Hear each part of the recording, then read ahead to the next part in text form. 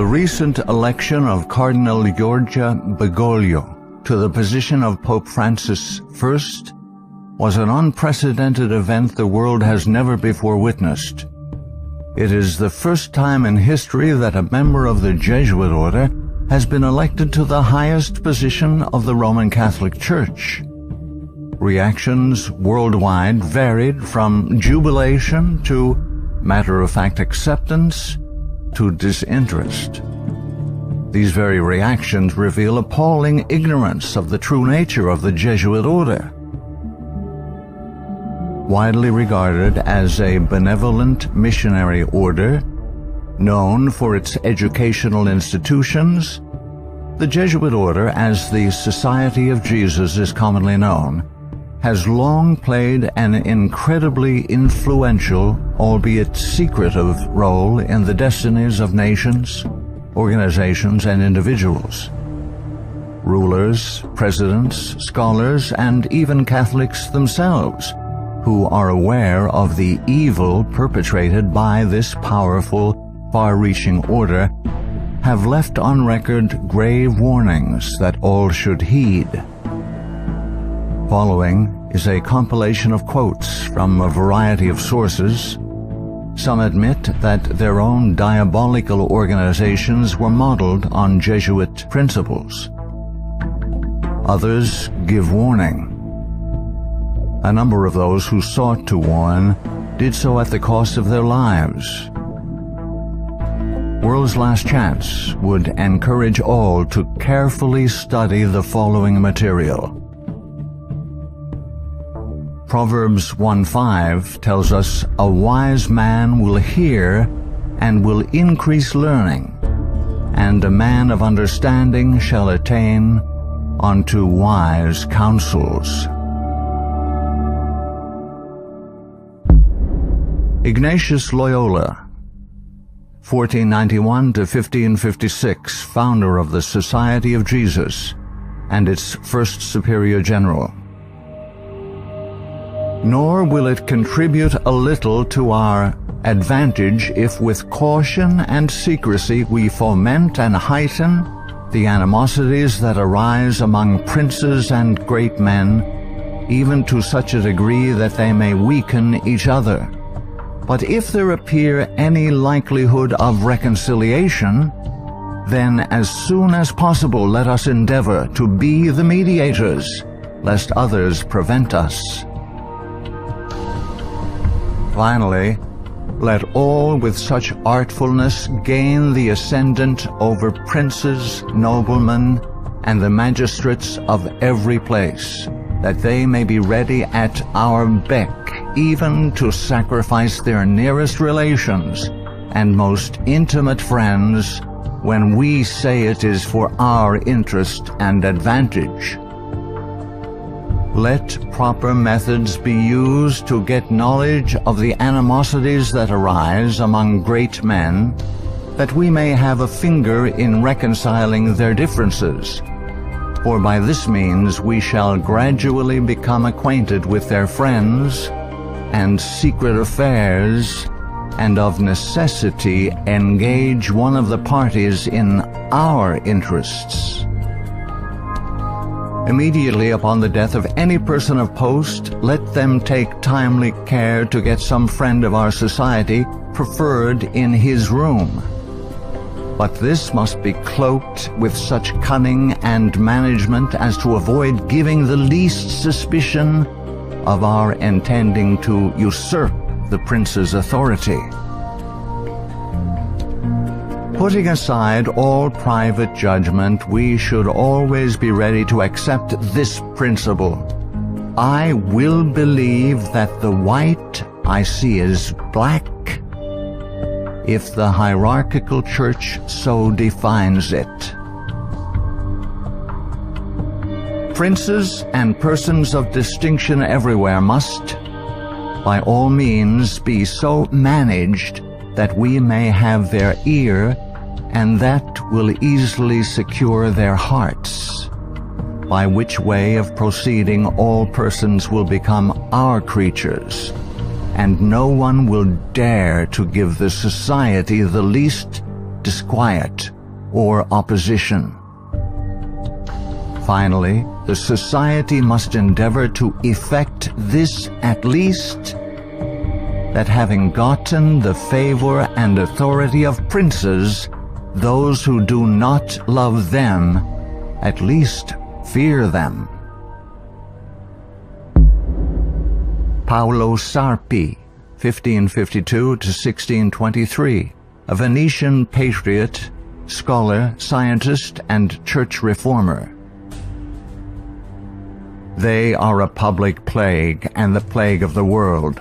From the Jesuit colleges there never is sent a pupil obedient to his father, devoted to his country, loyal to his prince. Every species of vice finds its patronage in them. There is no perjury, nor sacrilege, nor parricide, nor incest, nor rapine, nor fraud, nor treason, which cannot be masked as meritorious beneath the mantle of their dispensation. Muccio Vitelleschi, 1562 to 1645, 6th Superior General of the Society of Jesus.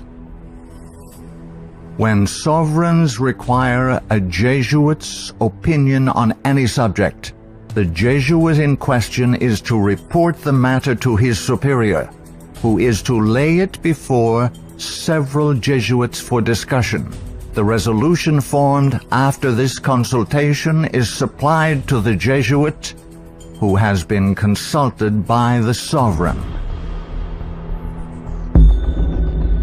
Priest Antoine Arnaud, 1612 to 1694. Do you wish to excite troubles, to provoke revolution, to produce the total ruin of your country? Call in the Jesuits and build magnificent colleges for these hot-headed religionists. Suffer those audacious priests in their dictatorial and dogmatic tone to decide on affairs of state. Michelangelo Tamburini, 1648 to 1730, 14th Superior General of the Society of Jesus. See, sir, from this chamber I govern not only to Paris, but to China, not only to China, but to all the world, without anyone to know how I do it. Pope Clement XIV, 1705 to 1774. Following are Pope Clement XIV's words upon signing the bull of suppression and extinction of the Jesuits. A bull is the strongest legal document a pope can issue. The suppression is accomplished. I do not repent of it, having only resolved on it after examining and weighing everything, and because I thought it necessary for the Church. If it were not done, I would do it now. But this suppression will be my death. Pope Clement XIV knew the Jesuits very well, and expected to die at their hands. He was correct. He was poisoned. A peasant woman was persuaded by means of a disguise to procure entrance into the Vatican and offered to the Pope a fig in which poison was concealed. Clement XIV was exceedingly fond of this fruit and ate it without hesitation. The same day the first symptoms of severe illness were observed, and to these rapidly succeeding violent inflammation of the bowels. He soon became convinced that he was poisoned and remarked, "Alas, I knew they would poison me, but I did not expect to die in so slow and cruel a manner."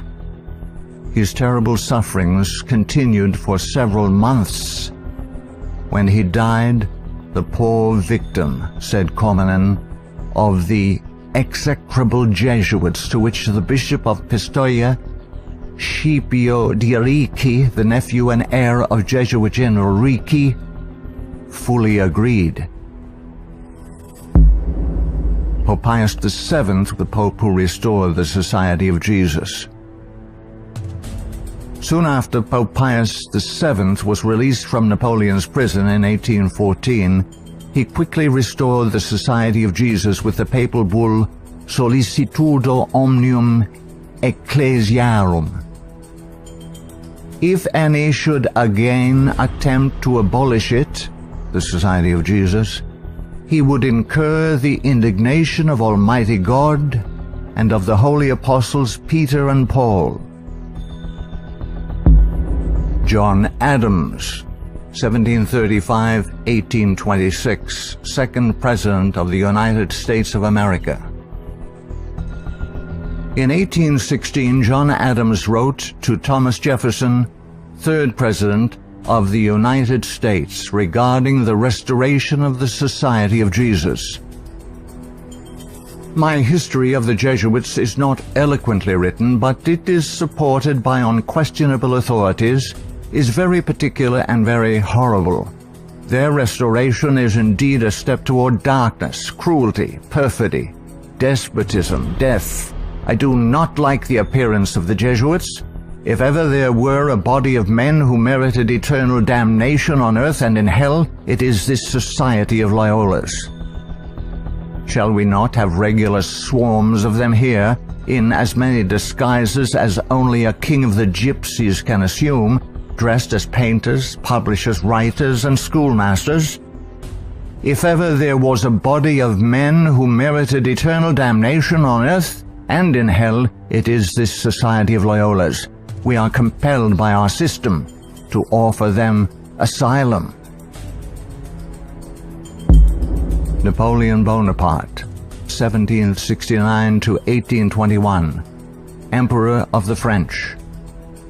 The Jesuits are a military organization, not a religious order. Their chief is a general of an army, not the mere father abbot of a monastery. And the aim of this organization is power. Power in its most despotic exercise. Absolute power, universal power, power to control the world by the volition of a single man. Jesuitism is the most absolute of despotisms, and at the same time the greatest and most enormous of abuses. The general of the Jesuits insists on being master sovereign over the sovereign. Wherever the Jesuits are admitted, they will be masters, cost what it may. Their society is by nature dictatorial, and therefore it is the irreconcilable enemy of all constituted authority. Every act, every crime, however atrocious, is a meritorious work, if committed for the interest of the Society of the Jesuits or by the order of the general. Adam Weishaupt, 1748–1830, a Jesuit German philosopher and founder of the Order of the Illuminati. The degree of power to which the representatives of the Society of Jesus had been able to attain in Bavaria was all but absolute. Members of the order were the confessors and preceptors of the electors, hence they had a direct influence upon the policies of government. The censorship of religion had fallen into their eager hands, to the extent that some of the parishes even were compelled to recognize their authority and power. To exterminate all Protestant influence and to render the Catholic establishment complete, they had taken possession of the instruments of public education.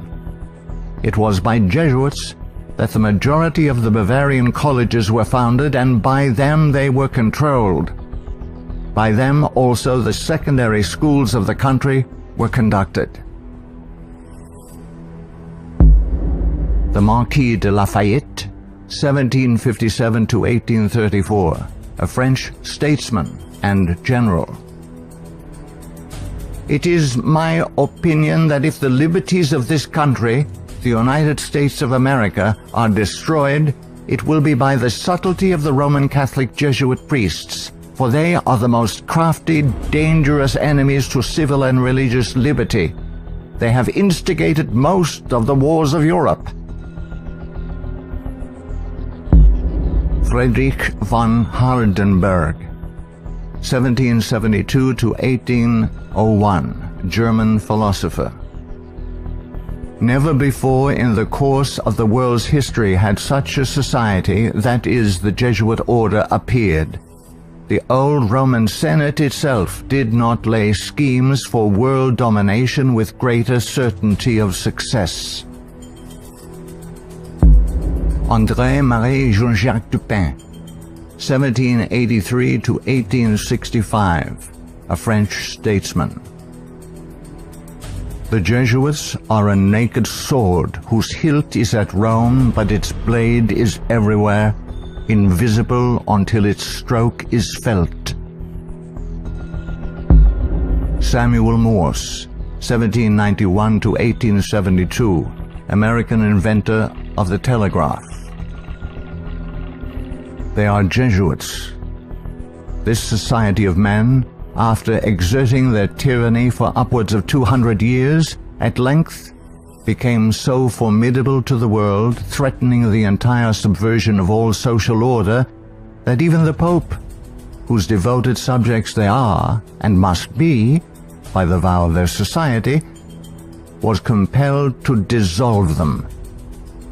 They had not been suppressed, however, for 50 years before the waning influence of popery and despotism required their useful labors to resist the light of democratic liberty, and the Pope, Pius VII, simultaneously with the formation of the Holy Alliance, revived the order of the Jesuits in all their aureory. From their vow of unqualified submission to the sovereign pontiff, they have been appropriately called the Pope's bodyguard. And do Americans need to be told what Jesuits are?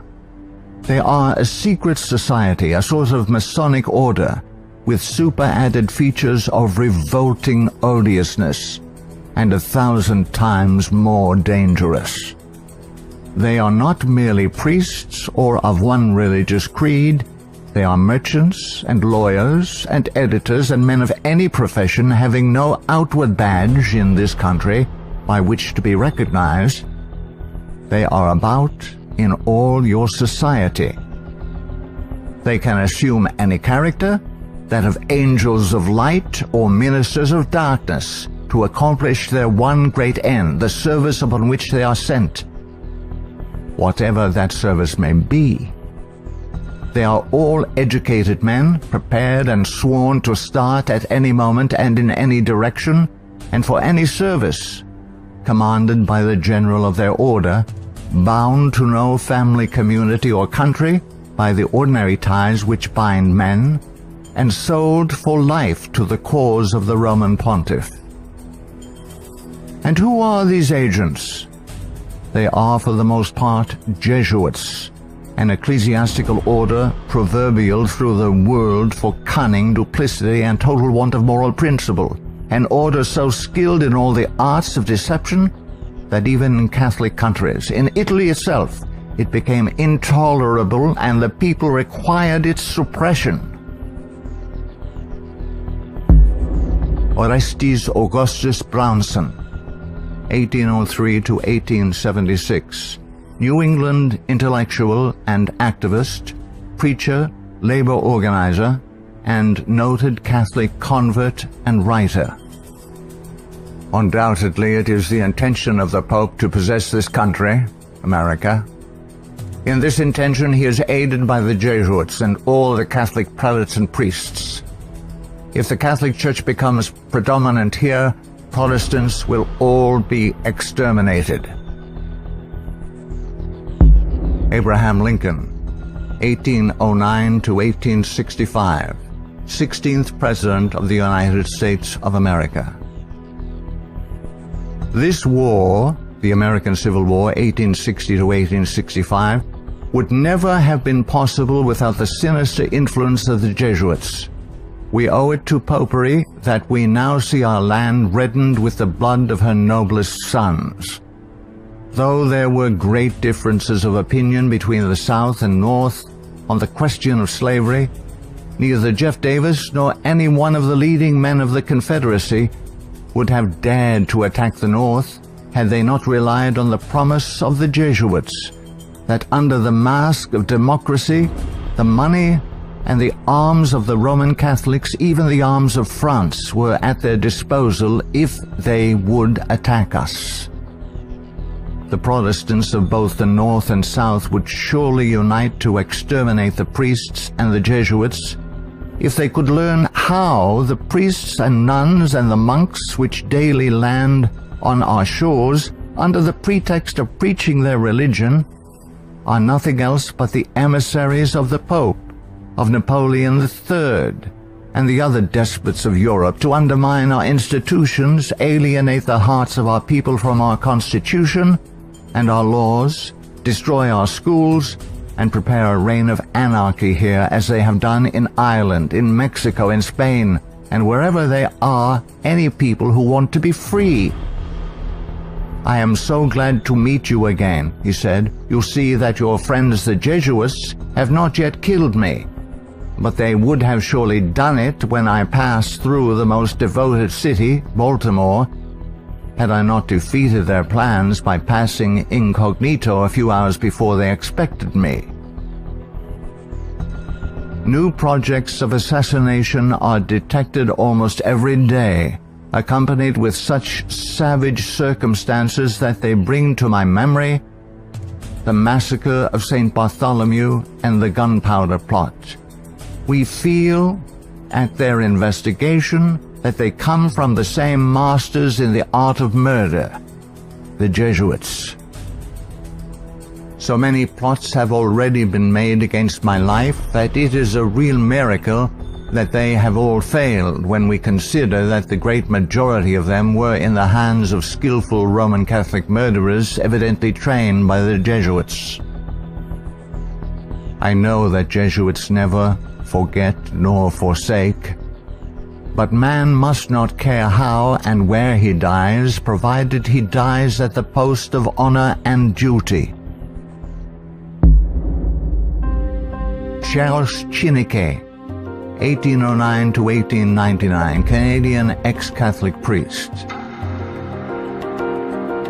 From that the Catholic priests with the most admirable ability and success have gathered their Irish legions into the great cities of the United States, and the American people must be very blind indeed if they do not see that if they do nothing to prevent it, the day is very near when the Jesuits will rule their country, from the magnificent White House at Washington to the humblest civil and military department of this vast republic. Brigadier General Thomas M. Harris, 1817 to 1906, physician and Union General during the Civil War. The organization of the Roman Catholic hierarchy is a complete military despotism of which the Pope is the ostensible head. The Black Pope is the head of the Order of the Jesuits and is called a general.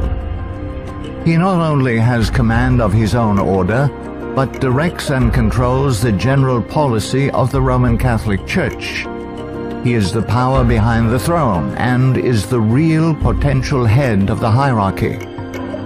There is no independence of thought or of action in its subordinate parts, implicit and unquestioning obedience to the orders of superiors in authority is the sworn duty of the priesthood of every grade.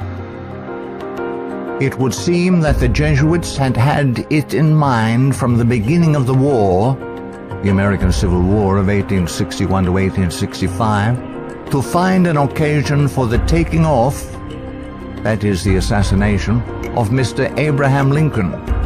The favorite policy of the Jesuits is that of assassination.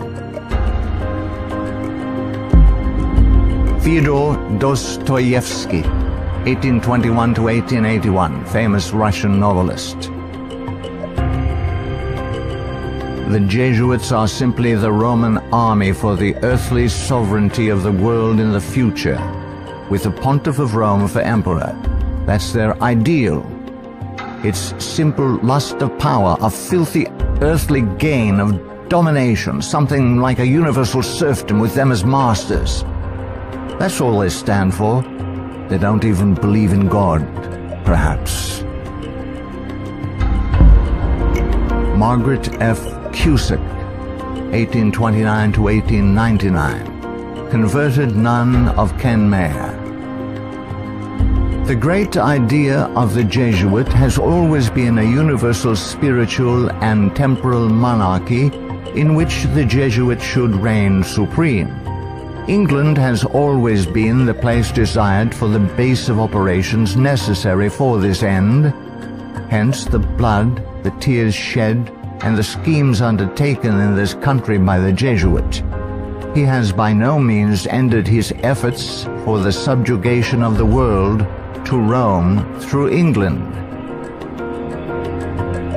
When the Jesuit is expelled from one place, he is not slow to find another. France may reject him, not without cause, but England opens her arms to him. Catholic Italy may deprive him of the glories of his once famous home in the Jesuits, but America opens her doors to him. He is the wandering Jew of the Romish Church. He is followed by the execrations of those by whom he was once beloved until they discovered his iniquities.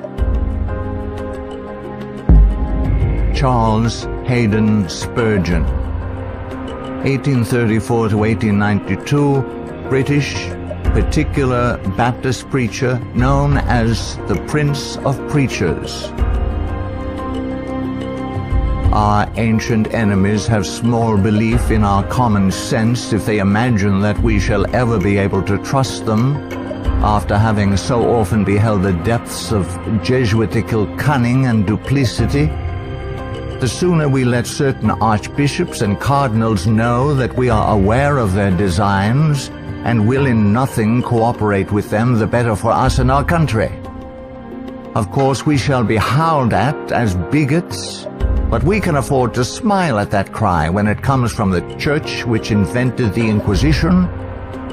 No peace with Rome is the motto of reason as well as of religion. Richard W. Thompson, 1809 to 1900, Secretary of the Navy, United States of America. The Jesuits are the deadly enemies of civil and religious liberty. The Jesuit general occupies the place of God and must be obeyed, howsoever the peace and welfare of the multitude may be imperiled or the nations be convulsed from center to circumference.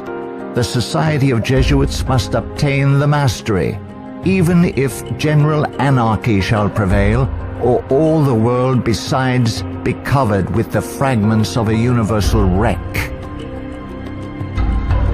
The sovereigns of the Holy Alliance had massed large armies and soon entered into a pledge to devote them to the suppression of all uprisings of the people in favor of free government. And he, Pius VII, desired to devote the Jesuits, supported by his pontifical power, to the accomplishment of that end. He knew how faithfully they would apply themselves to that work, and hence he counseled them in his decree of restoration to strictly observe the useful advices and salutary counsels whereby Loyola had made absolution the cornerstone of the society. Luigi de Sanctis, 19th century ex-official censor of the Inquisition. All these things caused the Father General of the Jesuits to be feared by the Pope and sovereigns. A sovereign who is not there, the Jesuits' friend, will sooner or later experience their vengeance. At what then do the Jesuits aim? According to them, they only seek the greater glory of God. But if you examine the facts, you will find that they aim at universal dominion alone. They have rendered themselves indispensable to the Pope, who without them could not exist, because Catholicism is identified with them. They have rendered themselves indispensable to governors and hold revolutions in their hands. And in this way, either under one name or another, it is they who rule the world. He who thinks he knows the Jesuits by having read all the books that were written in the past century, the 18th century, to unmask them would be grossly deceived. The Jesuitism of that day was an open war against the gospel and society. The Jesuitism of the present is a slow but contagious and deadly disease which secretly insinuates itself. It is a poison taken under the name of medicine. G. B. Nicolini, Italian ex-Catholic, in 1854 published the finest Italian history of the Jesuits in existence.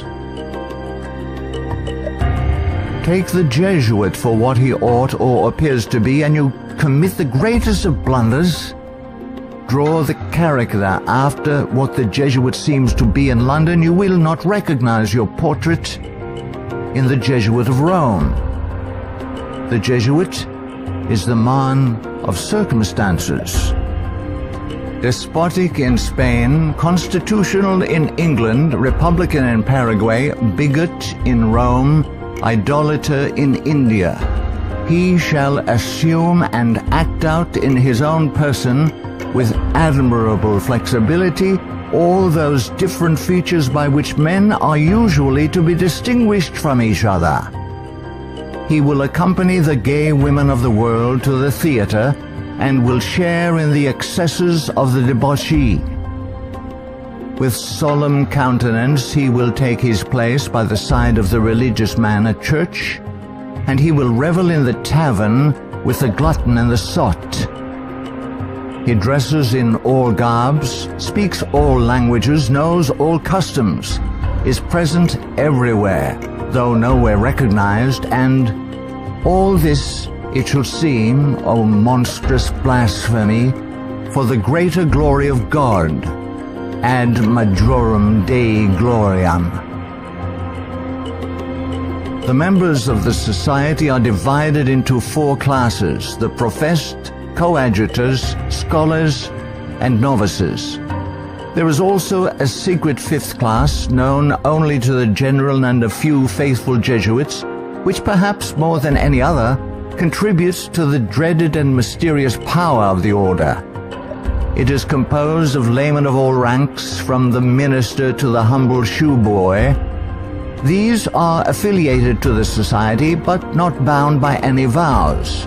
They are persons who will make themselves useful. They act as the spies of the order, and serve, often unwittingly, as the tools and accomplices in dark and mysterious crimes. The Jesuit Father Francis Pellico candidly confesses that the many illustrious friends of the society remain occult and obliged to be silent. There is no record in history of an association whose organization has stood for 300 years unchanged and unaltered by all the assaults of men and time, and which has exercised such an immense influence over the destinies of mankind. The ends justify the means is his favorite maxim, and as his only end, as we have shown, is the order, at its bidding, the Jesuit is ready to commit any crime whatsoever. The immense wealth of the Jesuits has been bequeathed to them by wills made at the last hour. Francis Parkman, 1823 to 1893, American historian. The Jesuits, then as now, were the most forcible exponents of ultramontane principles. The Church to rule the world, the Pope to rule the Church, the Jesuits to rule the Pope. Such was and is the simple program of the Order of Jesus, and to which they have held fast except on a few rare occasions of misunderstanding with the vice-regent of Christ. Hector Macpherson, 1851 to 1924, prolific Scottish writer and journalist. So hurtful was the Jesuit order found to be that up to 1860 it was expelled no fewer than 70 times from countries which had suffered from its machinations. In spite of continental warnings, England under Queen Victoria 1837 to 1901, who opened up communication with the Vatican in 1877 and enabled the order to carry out its Second Irish Massacre 1845 to 1850, has become a Jesuit dumping ground. Those whom other countries have found from sad experience to be enemies, Britain allows to land on her shores and to carry on, unmolested, their work of iniquity.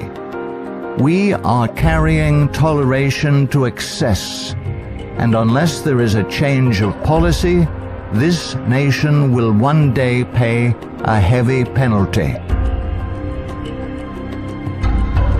Father Jeremy J. Crowley, 1861 to 1927, American ex-Catholic priest.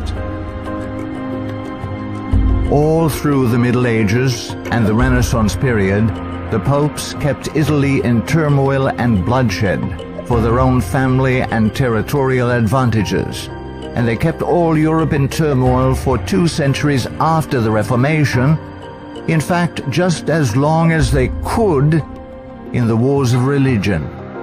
Their whole policy is based on stirring up hatred and promoting conflicts from which they hope to draw worldly advantage. Popes and their Jesuitical agents have been and are the instigators of wars, and while the world is having real pain, Rome is having champagne. The Jesuit Superior General is at the head of this black and mute militia which thinks, wills, acts, obeys as the passive instrument of his designs. Their whole life must have but one aim, the advancement of the Jesuit order to which they are attached. How long shall the Roman Catholic hierarchy play the people for fools? Shall the government be of the people, for the people, and by the people, or by the Pope? Let's not let the Pope of Rome name our president for us. Lovers of your country, beware of Jesuitical intrigues, the political power of Romanism, and the honeyed words of politicians reaching after the presidency. Ellen G. White, 1827 to 1915, prolific author and American Christian pioneer. Jesuitism inspired its followers with fanaticism. There was no crime too great for them to commit, no deception too base for them to practice, no disguise too difficult for them to assume. It was a fundamental principle of the order that the end justifies the means. By this code, lying, theft, perjury, assassination were not only pardonable but commendable when they serve the interests of the Church. Under various disguises, the Jesuits worked their way into offices of state, climbing up to be the counselors of kings and shaping the policy of nations. Edmund Ronayne, 1832 to 1911, former Freemason who served as both secretary and master of Keystone Lodge. The religion of Masonry is a system of absolute despotism, and like that of Rome, demands a blind, unquestioning obedience to all its laws, rules, and edicts, whether right or wrong.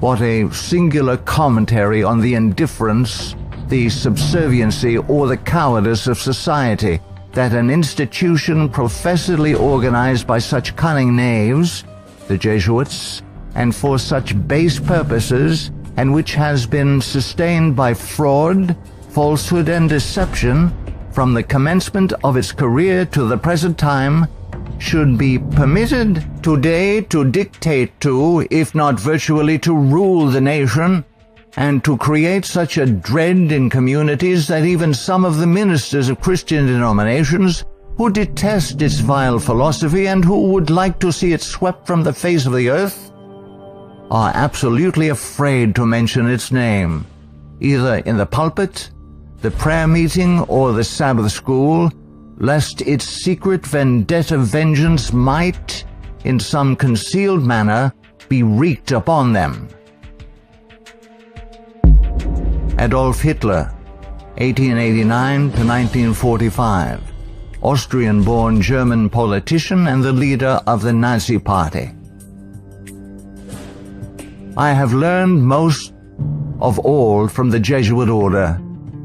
So far there has been nothing more imposing on earth than the hierarchical organization of the Catholic Church. A good part of that organization I have transported direct to my own party. The Catholic Church must be held up as an example. I will tell you a secret. I am founding an order. In Himmler, I see our Ignatius de Loyola. Walter Friedrich Schellenberg, 1910 to 1952, German SS Brigadier Führer, who rose through the ranks of the SS to become the head of foreign intelligence. The SS had been organized by Himmler according to the principles of the Jesuit order. The rules of service and spiritual exercises prescribed by Ignatius de Loyola constituted a model which Himmler strove carefully to copy. Absolute obedience was the supreme rule. Every order had to be executed without comment.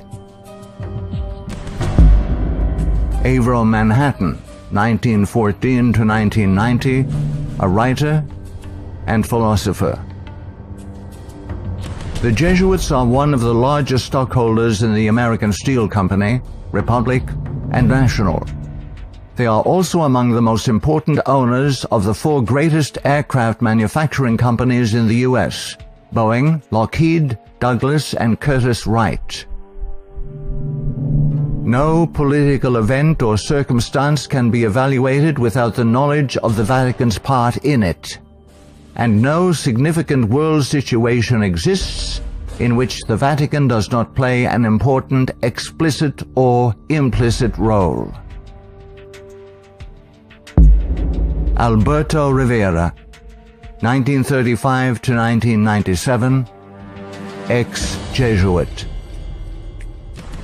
The higher I went in the Jesuit order, the more corruption I saw within the institution. I was invited to attend a secret black mass by high-ranking Jesuits, including Superior General Pedro Arupe, in a monastery in the northern part of Spain. When I knelt to kiss the ring of a high official, I saw a symbol on that ring that made my blood run cold.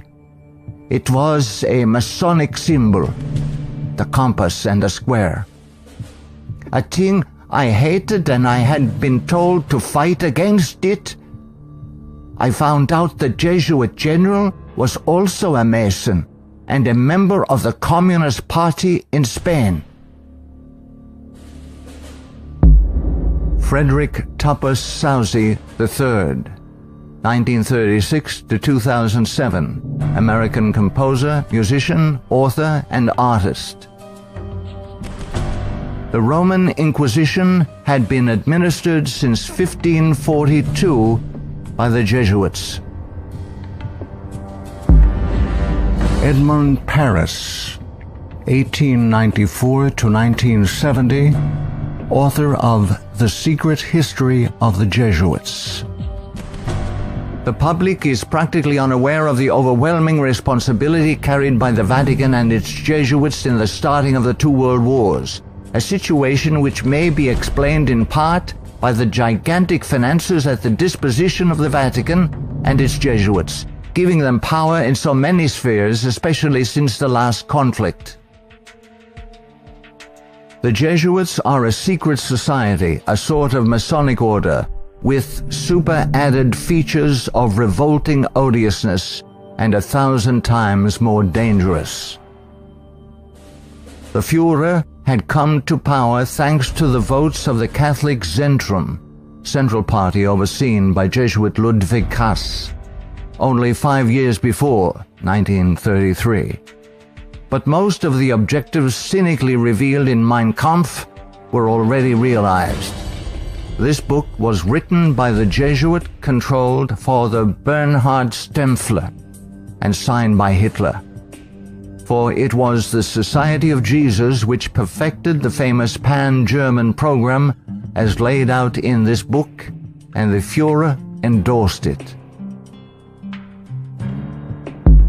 Nino Lobelo, 1922 to 1997, American author and journalist, specialized in writing about the Vatican. The Pope's confessor, an ordinary priest, must be a Jesuit. He must visit the Vatican once a week at a fixed time, and he alone may absolve the Pope of his sins. Michael Bunker, American writer, historian, theologian. There is a conspiracy against Christendom, but who are Satan's agents in this conspiracy? The agents are the Jesuits. Even though the Jesuits exude vast influence and control in the areas of theology, education, recorded history, and current media, I am still perplexed that virtually no literature exists exposing the Jesuits' influence on mainline Protestantism. In this work, the author uncovers forgotten history regarding the cooperative salvation theology of the Jesuits. From Cain to Charles G. Finney, this book proves that modern Protestantism has abandoned the doctrines of grace and embraced the satanic doctrines of cooperative salvation. Eric John Phelps, 1953, still living, author and protagonist in the truth-seeking movement in the United States. In the 20th century, the Jesuits have conducted their inquisition under the names of Nazism, fascism, communism, and now Islamic terrorism, with their inquisitors Adolf Hitler, Francisco Franco, Joseph Stalin, and now Osama bin Laden. Today, the Black Pope orders his Holy Office of the Inquisition, renamed in 1965 the Sacred Congregation for the Doctrine of the Faith, through his international intelligence community headed by papal knights, including Skull and Bonesman George W. Bush. To the abhorrent Jesuit doctrine of regicide, the killing of kings, we must now direct our attention that we may understand an established policy calculated to obtain or maintain the mastery of all nations following well-planned assassinations. In the past, the order's assassins were either Jesuits, like Jacques Clement, or killers easily connected to the influence of the company, men like John Wilkes Booth. Today, these professional terminators are cleverly distanced from their Masonic master, the Black Pope, and given deceptive titles by the Pope's internationally controlled press corps, jurists, and historians. Such titles as anarchists, nihilists, rogue agents within intelligence agencies, or just lone nut assassins. Sometimes these individuals in fact do the killing, Consciously and unconsciously, as do the programmed Manchurian candidates, they sacrifice themselves, die in the act, or are punished for their crimes. Created by Loyola in 1534 and sanctioned by Paul III in 1540. In seeking to destroy the Protestant Reformation and restore the Dark Ages with the White Pope, exercising his temporal power as the universal monarch of the world, authored the 25 sessions of the Council of Trent, 1545 to 1563, and established themselves as the confessors and advisors of the monarchs of Europe, promoting absolute monarchical despotisms through which they ignited monstrous wars, characterized by pitiless massacres of Protestants and innocents, such as the Dutch Revolution, 1568 to 1648, the 30 Years' War, 1618 to 1648, the Puritan Revolution, 1644 to 1653, the 7 Years, French Indian War, 1754 to 1763. While oppressing and weakening the peoples of the nations and the Semitic Hebrew Jewish race with the Holy Office of the Inquisition, aided by the Knights of Malta and later Scottish Rite Freemasonry from 1540 to 1773, we as God's people in 14th Amendment America have received the Lord Jesus Christ as our personal Savior according to His blessed gospel set forth in His infallible Holy Scriptures. The authorized King James Version of 1611 must repent of our personal and national sins. Then we must forsake them. Some of those sins are: 1. Permitting the army of the Black Pope, the company of the Society of Jesus, to exist, mightily prosper, and absolutely control the government of the United States through its Council on Foreign Relations within our borders. 2. Believing the Jesuit-controlled American press, which has continually lied and deceived us throughout the 20th century. 3. Permitting the Jesuits' Federal Reserve banking system and United Nations to exist within our borders, as these two bodies have successfully destroyed popular liberty, liberalism, and the national sovereignty of every nation in the world pursuant to the purposes of the Jesuits' Holy Alliance. 4. Waiving our Fourth and Fifth Amendment rights secured by the declaratory and restrictive clauses of the Bill of Rights at the insistence of the Baptists of Virginia, and so dearly paid for with torrents of blood by our Protestant forefathers, through filing our confessions every April 15th, paying the heavy and progressive communist income tax, thereby financing a multitude of sins. 5. Permitting the drafting, vaccinating, and sending of our sons abroad to fight the Pope's foreign wars, such as the war in Vietnam and the recent wars in Serbia, Iraq, and now Afghanistan, resulting in the further destruction of American liberals and foreign heretics so condemned by the Jesuits' Council of Trent. 6. Permitting the Jesuits in control of the government of the American Empire to use our military and financial might to enthrone dictators around the world whose first allegiance is to Rome, thereby restoring the temporal power of the Jesuits, infallible Pope, returning the world to the Dark Ages. 7. Consenting to the Jesuits' Supreme Court decisions in removing the Protestant Bible and prayer from the bulwark of American liberty so hated by the Jesuits, the public school system. 8.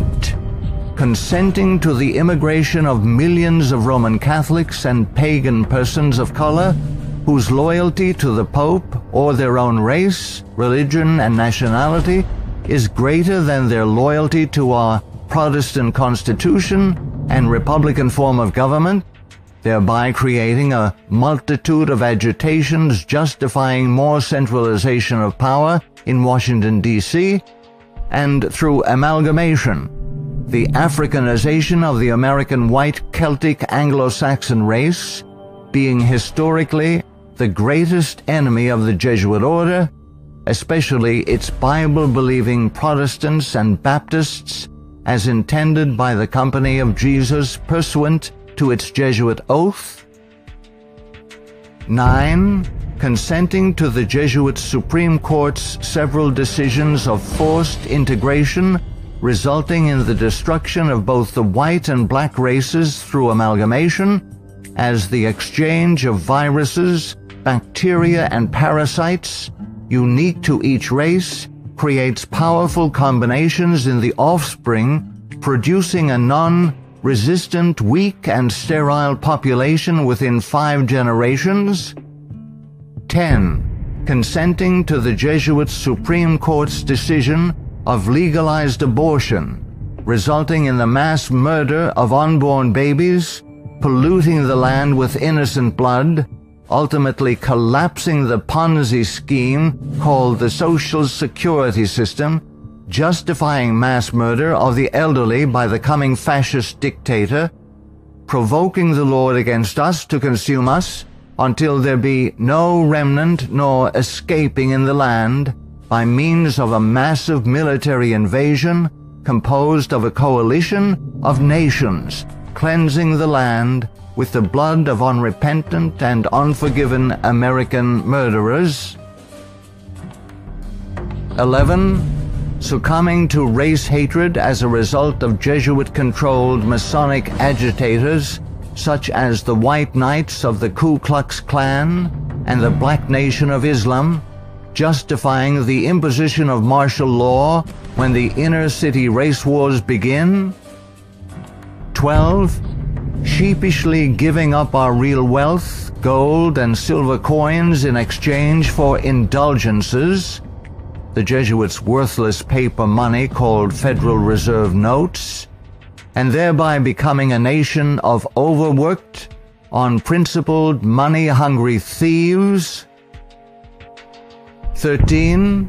Consenting to the cattle brand of the Jesuits' Social Security number as a means of identification to be used by their international intelligence community, begun by Hitler's SS at Dachau, it being the forerunner of. 14. Obeying the evil 1968 gun law of Nazi origin and thereby, upon purchasing new firearms, blindly registering our guns, our swords of just defense, enabling the coming Jesuit-controlled white fascist military dictator to ultimately take them from us, making our annihilation sure pursuant to the Council of Trent. 15. Committing a multitude of personal sins, both public and private, ensuring that our annihilation will be a righteous act in the eyes of both the risen Son of God and mortal man.